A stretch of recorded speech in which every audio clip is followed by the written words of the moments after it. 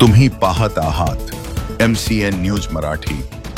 बुलढाणा जिल्ह्यातल्या लोणार तालुक्यात 16 जुलैच्या सायंकाळी मुसळधार पाऊस झाला। त्यामध्ये पांगरा, डोळे, टिटवी, नांद्रा यासह परिसरातील गावांमध्ये पावसाचे पाणी शिरल्याने जनजीवन विस्कळीत झाले आहे। शेतातील वाहणारे पाणी थेट पांगरा, डोळे गावात शिरल्याने नागरिकांचे मोठ्या प्रमाणात नुकसान झाले आहे।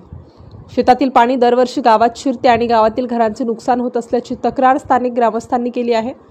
त्यामुळे उपाययोजना म्हणून गावाबाहेरून नाली खोदण्यात यावी आणि शेतातील पाणी बाजूच्या नदीत सोडून द्यावे अशी मागणी ग्रामस्थांनी वेळोवेळी केली, मात्र त्यावर अद्यापही कारवाई झाली नाही। परिणामी यावर्षी सुद्धा पुन्हा गावात पाणी शिरल्याने अनेकांचे संसार उघड्यावर आले आहेत।